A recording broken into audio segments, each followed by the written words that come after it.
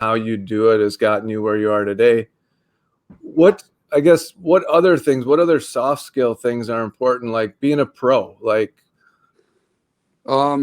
Biggest thing, especially out on the field, is body language. I mean, you got a lot of people watching you, and then especially at the big league level, you got thousands and thousands of people watching you. So, if you have poor body language out there, everybody's going to notice, and people will say things as well. And whether that's, in person or it could be all over social media, it don't matter. People talk. So body language is, I think one of the biggest things. Another thing, communication, looking in the who you're talking to, look in their eyes, be brief with what you're saying, stuff like that. And especially like career wise, the communication thing, especially in the baseball part of it, like communication is the biggest thing for your career, especially when it comes to talking to either coaches or the front office, right? Like if you're, let's say, like we'll take last year, for example, I didn't start out where I wanted, right? So that's up to me to go communicate, like, hey, what did you guys see that made you put me where you guys put me, basically? What did you guys see, and what do I need to do to move to that next level? And then they'll be brief. They'll tell you everything you need to do, and then from there, it's just up to you to go and do it. so Chris, I mean, this is so interesting because it's all the things we talk about when we talk about people, whether they own businesses, they work for the Chamber of Commerce, students getting jobs, adults getting jobs, right? Is that communication, your body language, how you deal with people. Well, I was just thinking too, and just in case anybody who just jumped on, we had a little glitch in our technology. There was a delay in us going live, so we missed the beginning of it, but that's okay. We push on. But in the beginning, Brandon was talking about the resiliency and the struggles he had early on. And I think when you talk about those employability skills, right? Like he was talking about communication and resiliency. I just think that, those are things that how do we embed those into, our curriculum and make sure that all the kids are graduating with that. That's just those are two significant skills. And I'm guessing, Brandon, you kind of had to probably learn those because some of it we can't teach all the time, everything, right? And it's more if you got to learn them on the fly. So tell us a little bit about, how you had to learn those and some stories that maybe tie to those experiences where you said, well, this is the moment where I got to, pull my bootstraps up and push forward. I think I'll always remember this. This was in college. So my freshman year, we were playing, I want to say it was like Moraine Valley. And this was like, at the time we were like top of the standings. Like we're the team that everybody was trying to beat. And we're playing like one of the lower level teams, and I come in to pitch and we're up 1. I end up coming in, I walked bases loaded, walking the tying, walking the winning run. And then we come back, quiet bus ride. Coach just huddles us all up in the in our clubhouse, dead silent room, and he just comes in and he's lighting us up. He ends up coming after me, like to begin with, about like my lack of focus with, allowing that to happen. 5 walks, end up losing the game. Like that's complete lack of focus. He ends up, just getting on me and really in front of everybody too. So especially as, 18-year-old kid, it's a little tough on you, especially when he's raising the voice. After that, there's like this like switch in my head, like after that. And like, I got in like this zone, and like my gameplay after that was like really good. I think he said something like towards the end of the year, like after I had that incident of walking everybody, he said, I think like the next like 50 some innings, I walked like 1 person after that.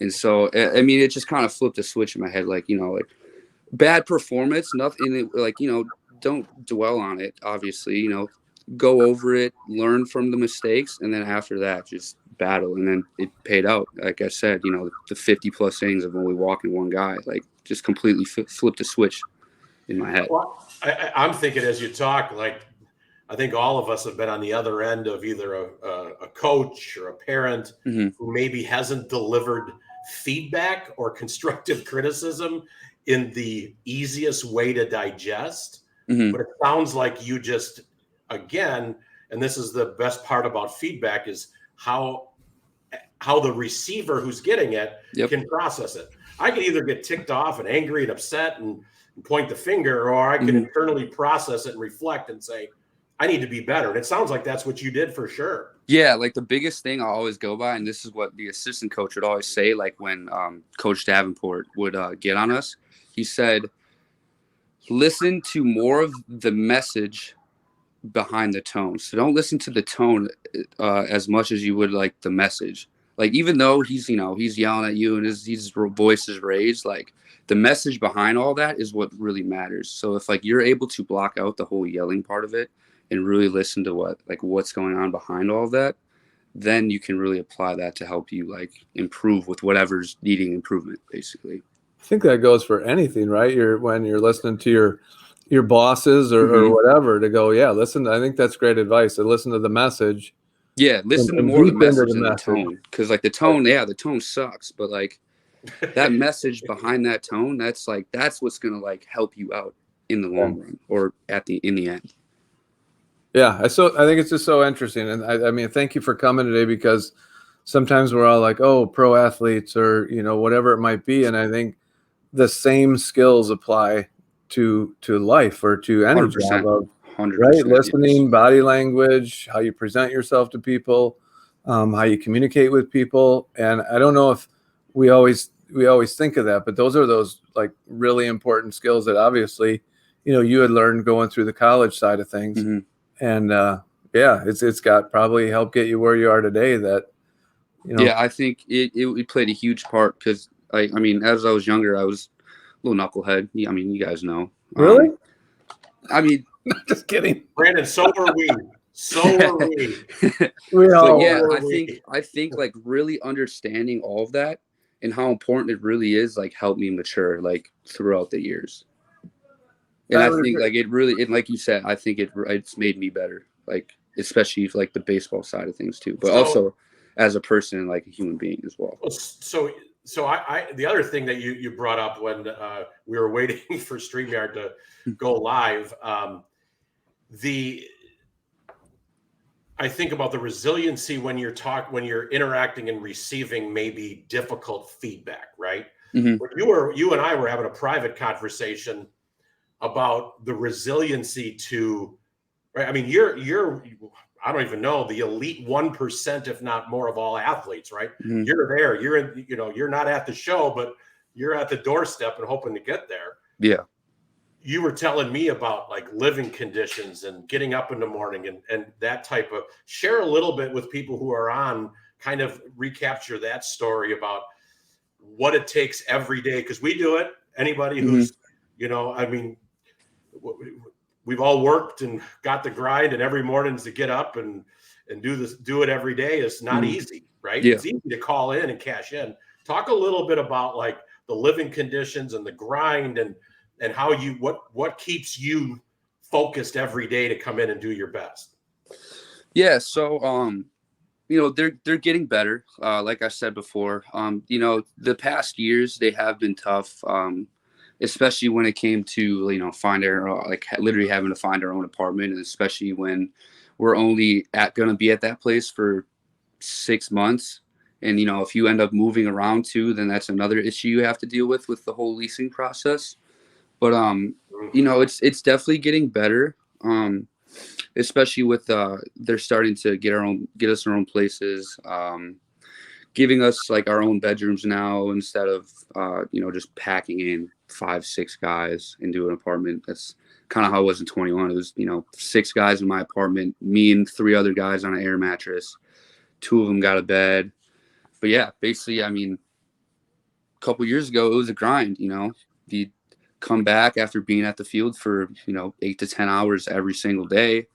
You get to come home to a nice air mattress and then, start it all up again. But at the end of the day, like, it's, even though like some of the living conditions, it's a struggle, and the whole pain, getting paid, all that stuff. But at the end of the day, like, you get to play a game for a living. Like, that's your job. Like, not many people get to say that. Like, oh, like, what do you work? Like, what do you do for work? Like, oh yeah, I play baseball. Like, it's a pretty cool thing to say that. Like, even though like it's a tough grind for the minor leagues, but the reward at the end, like getting to the big leagues, like, it's a goal that a lot of baseball players want, and they'll do anything for to get to. Yeah. Well, I'm gonna flip it back again to like employment, that we don't all start out as CEOs or supervisors or foremen, that sometimes you gotta shovel the walk, and sometimes you have to do stuff that you're like, wow, I didn't think I'd have to do this, or I want to be at the next level. And yeah, no, I compliment you, Brandon. Having known you through high school and having that opportunity to get to know you, like you not only work tirelessly and always have, but I think learning those skills have really upped your game as far as your, you talk body language, you talk listening, you talk communication. And I think, yeah, you have listened, because you've matured into a fine young man, I guess I would say. I don't know if that's appropriate or not, but we're all proud of him. Yeah, super proud of you. Appreciate it. Yeah, and all that hard work. And yeah, I think that's what we wanted to relay today, is that there's comparisons between really successful people and professional athletes and all of us, that most of us go pro in life, in a job. And we get to watch guys like you on TV, but I think they correlate in so many ways and so many skills. Well, I think the other thing I'm thinking 100%. about too, Brandon, talk about, you've been on plenty of teams in your life, right? Yep. Ones that you hoped were better, right? Ones that excelled. Talk about like the ingredients. Like, what are 3 things that in a great team? Like, talk about that culture. What things do you notice right away when you walk in? I mean, the Cardinals are pretty elite when it comes to professional sports. What are the 3 things you've noticed in your travels on the difference between great cultures and ones not? And focus more on the really good teams. Like, what are the 3 things you noticed? I want to say, like, the biggest thing is everybody literally everybody on the team, like, gets along and gels. Like, there's not like that 1 or 2 guys. Like, it's like every single person. So, like, a good example of that would be like my freshman year at Madison. Like, it was pretty crazy. Like, the first 2 weeks, feeling out with everybody. But then, like, after that, it was just like everybody gelled together, like, really quick. And it wasn't like groups. Like, everybody's like, oh, these groups of guys, like, these group of people are hanging out with each other. It was like, no, like, everybody's hanging out with everybody. We're not like sectioned off and like, oh, this is our little group, this and that.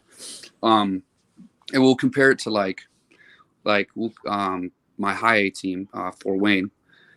Down there, I felt like it was very, very cliquey almost. Okay. Right. And I mean, I'm sure from you guys watching, you saw like we weren't the best team in the Midwest League. Obviously, we struggled a lot. And it's kind of been like that. Like, even when I first got into Fort Wayne in 19, when they were the low A level, I felt the same way there too. Like, it was just very like cliquey, and people were just kind of like, oh, these are my guys, I'm sticking with them. Like, everybody else, I'm kind of just like pushing them away, but like not obviously being like completely disrespectful about it. Okay, so that's 1. So you got team camaraderie, get along. Give me 2 more. And if you got 1 more, that'd be great.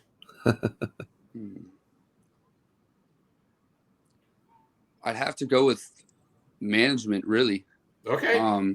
So leadership, right? Yeah, leadership. Basically, so like what I noticed between like the high school and college and professional level, like I see more leadership in the players at the pro level than I do at like the college and high school level. Like I see the coaching being more of the leaders and leading more at college and high school compared to pro. I feel like with the pro level, it's very like on your own, right? Like, sure. Because like at the end of the day, like, you're all on a team together, but you're still competing against one another. So like that's the weird thing about it. It's like, yeah, the guy next to you, it's like, that's your boy. You're gonna, you're going to war with him, but you're also like, yeah, I also like I want that AA or AAA spot more than he does.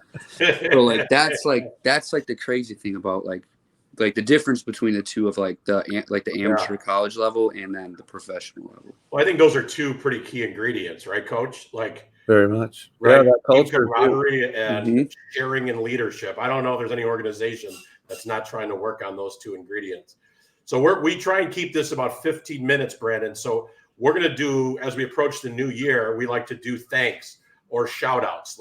So I'll start with Coach Angelo. John, who do you want to thank or give a shout out to before we move on to the new year? Boy, I think I got to thank the Elkhorn community and the chamber. We did the Christmas meal on Sunday morning, and we deliver meals, and people come pick up meals that need them for people that maybe can't get out. And the volunteers that were there were amazing. I bet there was 30 people there that showed up to volunteer. So congrats to the community of Elkhorn for chipping in and showing up big. I'm going to give a shout out to all of our fall and winter coaches who work for about $1.50 an hour, maybe, put in countless efforts and are doing everything they can to turn 3 adults who are on the call right now from immature knuckleheads into young men and young women, right, Brandon? Right? And I agree. They do it tirelessly. And I just want to thank them for everything they've done. And we had a great event, John, that you organized and put together along with Coach Handel for the celebrating the state championship team for the girls basketball, and recognizing those coaches for their effort. So my shout outs to the coaches. Brandon, you're up. Who do you want to shout out or thank? Just shout out to my friends, families, and peers.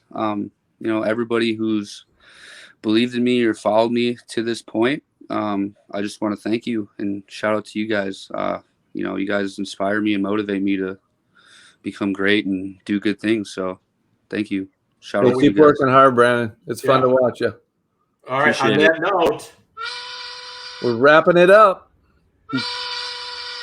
2022 noon whistle closes out with Brandon Komar. Brandon, thanks for being on. We're going to end the broadcast now. Best of luck. Thanks for having me. Proud of you.